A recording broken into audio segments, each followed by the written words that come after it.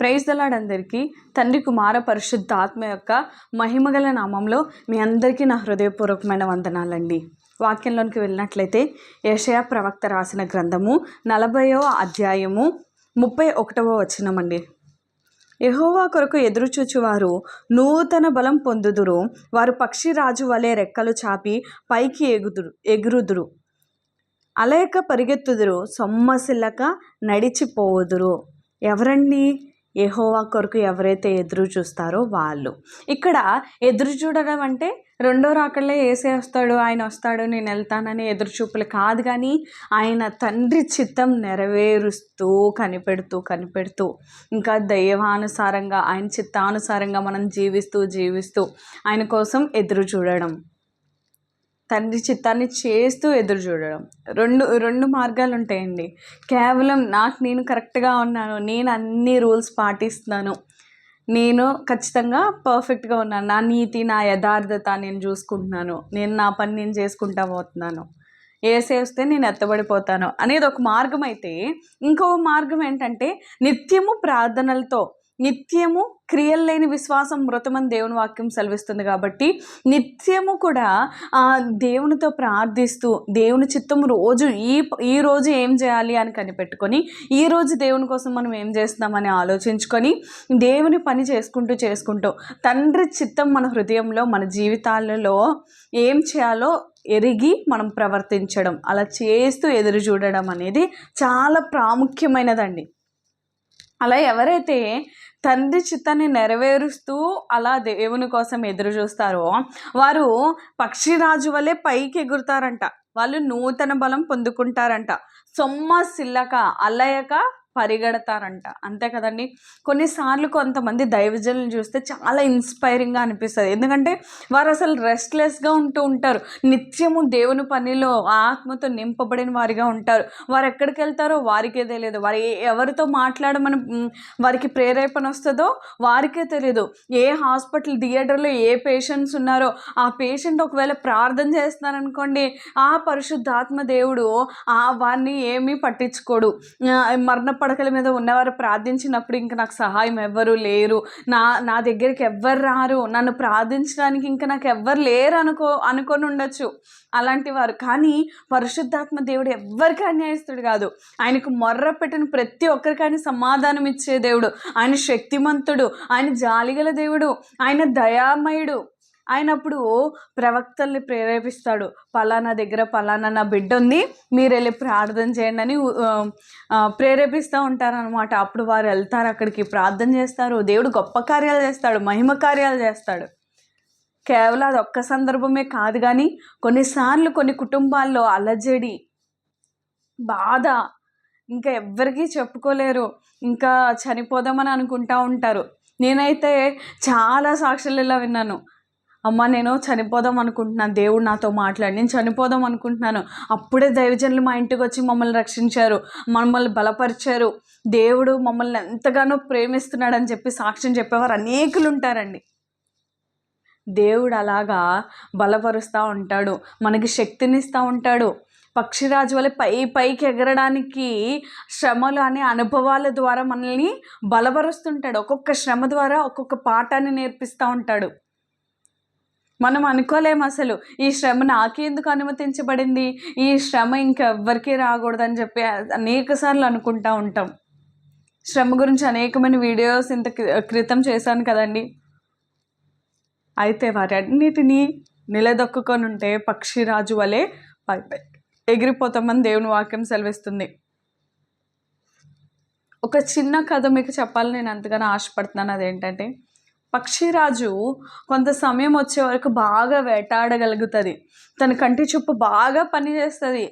ఎంతగా అంటే చాలా అడుగుల పైలో ఉన్నా సరే చిన్న కోడిపిల్ల భూమి మీద ఉంటే దానికి స్పష్టంగా కనిపిస్తుంది.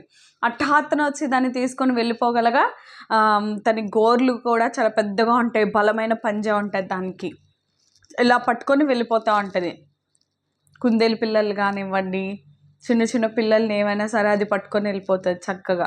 కానీ ఒక సమయం వచ్చేసరికి దానికి అది బలాన్ని కోల్పోతుంది, దాని వేర్లు అంతగా గ్రిప్పు పట్టుకోలేదన్నమాట, ఊడిపోతూ ఉంటాయి, దాని ముక్కు కూడా కొంచెం ఇరిగిపోతూ ఉంటుంది.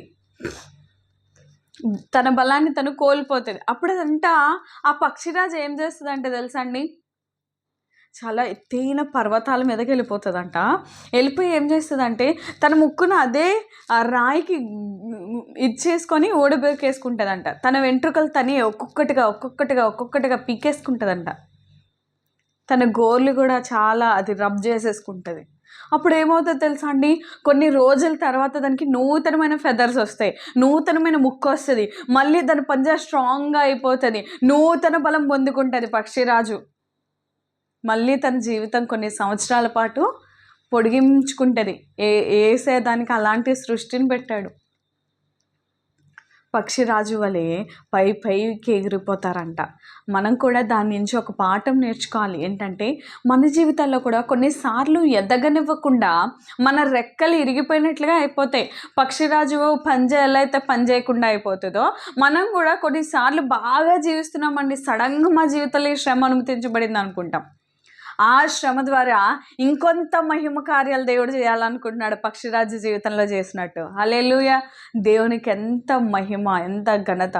ఆయన మనల్ని ఎన్నుకొని మన ద్వారా ఆయన మహిమపరుచుకోవాలనుకుంటాడు. మన ద్వారా ఆయన నామాన్ని హెచ్చించుకోవాలని ఆయన ఆశపడుతూ ఉంటాడు.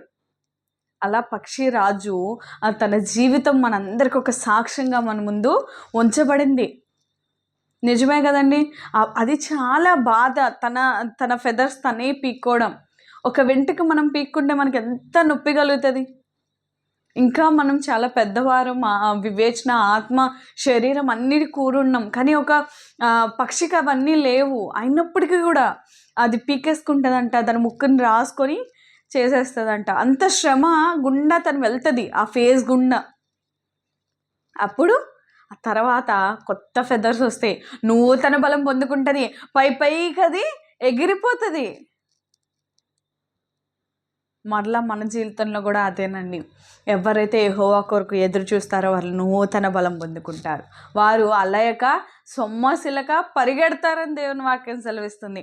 ఈ వాక్యము సండే స్కూల్ పిల్లలకి, చిన్న పిల్లలకి నేర్పిస్తూ ఉంటారు. వారికి అంత డీప్గా అర్థం అవ్వకపోవచ్చు, కానీ మనము మన జీవితాన్ని అన్వయించుకోగలిగినట్లయితే అనేక సందర్భాల్లో మనము దేవుడు మన ద్వారా అలా మనం పైకి ఎగరాలని దేవుడు ఆశపడుతున్నాడు.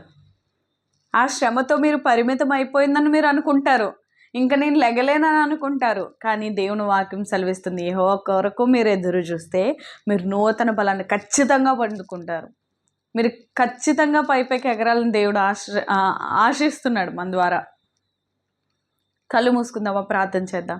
ప్రేమగల తండ్రి, దయగల దేవ, కృపగల ప్రభా యేసయ్యా, నీ పాదాల వద్దకు వచ్చామయ్యా. యేసయ్యా, మమ్మల్ని కరుణించేవాడు, కాపాడే దేవుడు నాయన, బలపరిచే దేవుడు తండ్రి నాయన, నీ పాద పద్మముకు లెక్కలేనని స్తుతులు స్తోత్రములు ప్రభా.